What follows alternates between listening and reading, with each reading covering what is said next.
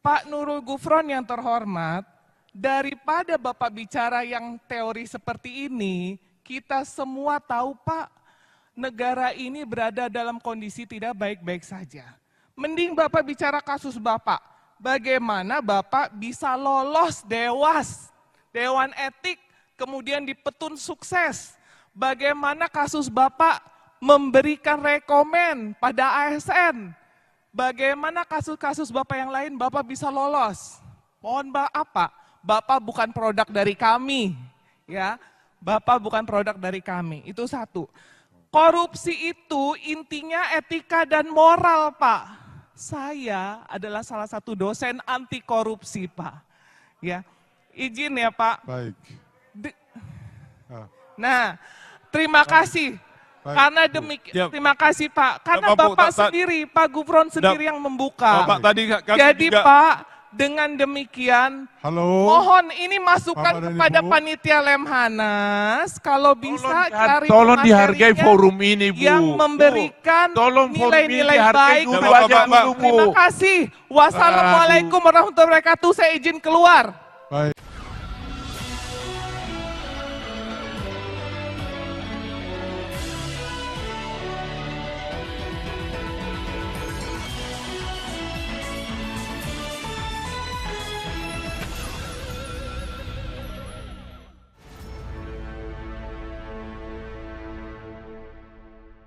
Halo, apa kabar?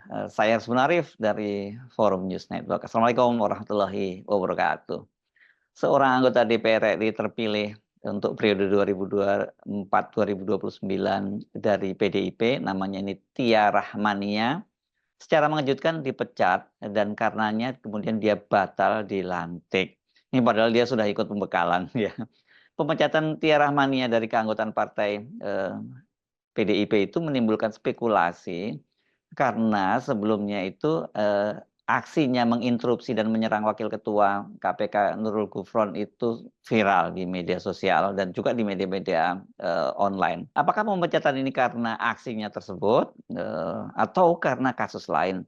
Sebab sebelumnya Tia Rahmania ini juga dilaporkan ke Bawaslu Banten oleh sesama calon anggota legislatif PDIP karena dia diduga melakukan penggelembungan suara yang melibatkan sejumlah petugas penyelenggara pemilu. Nah, kalau aksinya sendiri seperti apa sih? Ini aksi dari Tia Rahmania. Ini rupanya dia ini juga seorang dosen, bahkan ketua prodi, program ya. Ini maksudnya prodi itu program apa? Program mata kuliah gitu ya. Ini untuk psikologi di Universitas Paramadina Jakarta. Itu waktu itu dia bikin gempar ya berapa hari Ahad lalu dia itu saat dia bersama dengan sejumlah anggota DPR RI terpilih periode 2024-2029 itu mengikuti pembekalan pemantapan nilai-nilai kebangsaan yang dilakukan di Lemhanas. Saat itu Wakil Ketua KPK Nurul Gufron sedang menyampaikan materi tentang penguatan anti korupsi dan pada waktu itu dia menginterupsi Nurul Gufron yang sedang berbicara. Dan justru dia mempertanyakan integritasnya Nurul Gufron sebagai petinggi KPK karena Nurul Gufron ini kan dihukum oleh Dewan Pengawas dalam kasus penyalahgunaan kekuasaan atau sering disebut sebagai trading influence, yakni meminta bantuan Sekjen Kementerian Pertanian memutasi seorang menantu dari koleganya. Saya sih boleh, tapi ini banyak ke moderator. Izin Ibu, 5 menit lagi Bu. Oh baik, siap. Boleh. Sesuai kesepakatan, monggo. Ibu silakan. Ini saya makin nek soalnya, pusing saya. Izin ya Pak, Pak Nurul Gufron yang terhormat, yang kita hormati, yang merupakan pimpinan KPK kita yang luar biasa. Kalau kata psikologi ini terjadi disonansi kognitif di kepala saya. Artinya terjadi konflik di dalam batin saya Pak ya. Lemhanas ini yang saya harapkan adalah pemateri-pemateri yang luar biasa, di mana kami dibekali untuk jadi modal insya Allah 5 tahun ke depan. Izin perkenalkan diri, saya Tia Rahmania, PDI Perjuangan, Banten 1. Kenapa saya tidak membuka jaket ini? Karena KPK ini lembaga yang didirikan oleh Presiden kelima Republik Indonesia, Ketua Umum kami Ibu Megawati Soekarno Putri. Merdeka! Pak Nurul Gufron yang terhormat, daripada Bapak bicara yang teori seperti ini, kita semua tahu Pak, negara ini berada dalam kondisi tidak baik-baik saja. Mending Bapak bicara kasus Bapak, bagaimana Bapak bisa lolos Dewan Etik, kemudian dipetun sukses. Bagaimana kasus Bapak memberikan rekomen pada ASN. Bagaimana kasus-kasus Bapak yang lain Bapak bisa lolos. Mohon maaf Pak, Bapak bukan produk dari kami. Ya, Bapak bukan produk dari kami, itu satu. Korupsi itu intinya etika dan moral Pak. Saya adalah salah satu dosen anti korupsi, Pak. Ya, izin ya, Pak. Baik. Ah, Nah, terima kasih.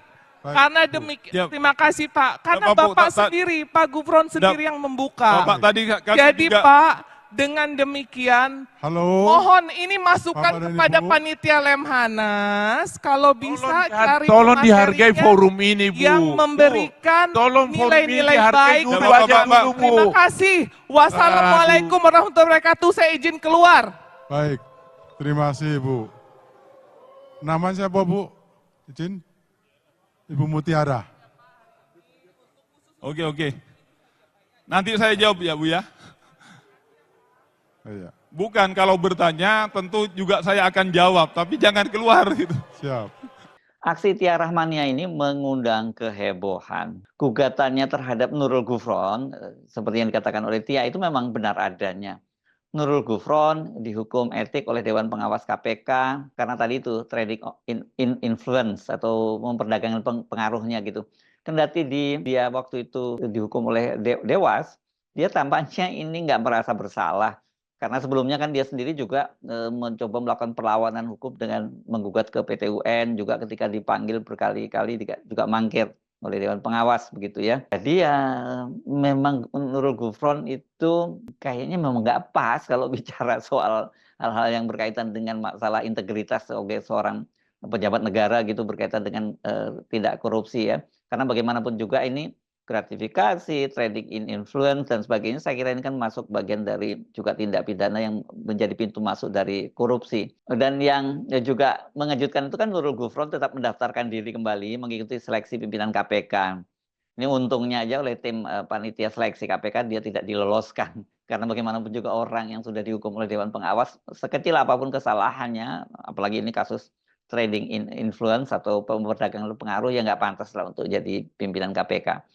Nah, setelah peristiwa kehebohan di Lemhanas itulah, kemudian KPU mengeluarkan putusan pembatalan pelantikan Tia sebagai anggota DPR. Bagaimana yang beredar dari surat keputusan KPU yang ditandatangani oleh Ketua KPU Afifuddin itu, ya batalnya Tia Rahmania menjadi anggota DPR RI itu karena dia tidak memenuhi syarat lagi, karena dia sudah dipecat oleh PDIP dan posisinya sebagai anggota DPR itu kemudian digantikan oleh calon anggota legislatif dengan perolehan suara di bawahnya, yakni Boni Triana. Belum ada penjelasan mengapa Tia Rahmania, ini kader dan aktivis PDI Banten itu dipecat dari partai. Apakah karena sikapnya yang menyerang dan mengkritik Nurul Gufron secara terbuka di sebuah forum resmi, atau karena alasan lain? Namun bila dikaitkan dengan masalah internal, khususnya sengketa hasil pemilu, itu Tia sebelumnya itu digugat oleh Boni Triana karena dugaan penggelembungan suara. Dalam pemilu legislatif lalu, Tia itu memperoleh suara sebanyak 37.359 suara. Dan Boni Triana itu memperoleh suara lebih kecil di bawah dia, yakni 36.516 suara. Jadi selisih berapa ini ya? Selisih 600 sampai 700-an suara saja. Kasus dugaan penggelembungan suara itu dilaporkan ke Bawaslu Banten. Laporan ini dibuat pada bulan Maret tahun 2024. Dan yang terlapor pada waktu itu Tia Rahmadania ini sebagai caleg DPR RI dari PDIP Dapil Banten 1. Kemudian ada 13 orang PPK ya. panitia pemilihan kecamatan itu di Lebak dan Pandeglang. Nah, materi dari laporan atau yang diperkarakan itu ya terkait dugaan adanya pemindahan suara dari partai dan hilangnya suara caleg PDIP Dapil Banten 1 Boni Triana.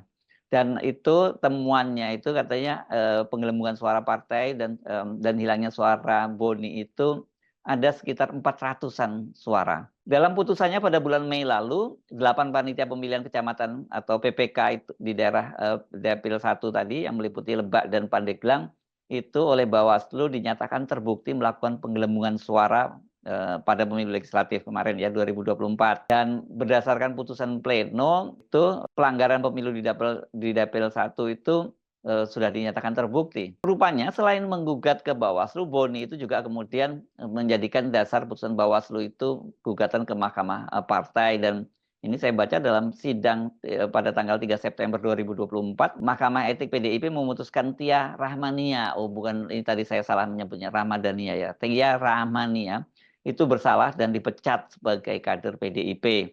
Dan KPU telah menerima surat dari PDIP berupa pemecatan Tia Rahmania dan kemudian memutuskan menggantikan posisinya dengan Boni yang memperoleh suara terbanyak di bawah Tia.